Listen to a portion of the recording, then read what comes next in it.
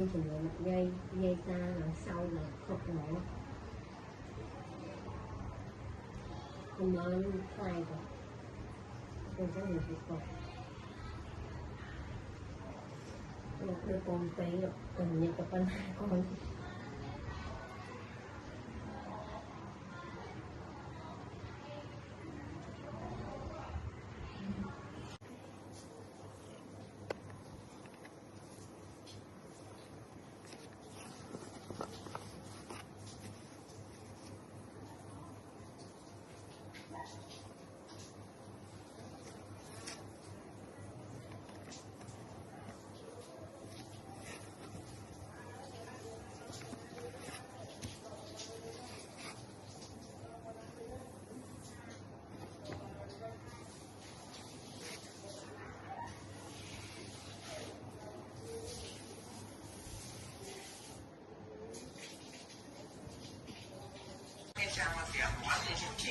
Ay, lươn mà.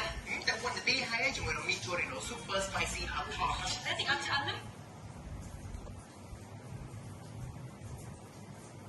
Làm vợ em là tìm xa. Trên cái nhé. Chịu vậy rồi. Em sẽ tội không?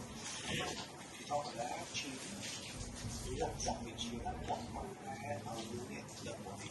Thế của chọn cái chọn kẹt. Tôi để chúng ta buộc ra. Đi cái thoát này là sĩ đi đây cái thứ ấy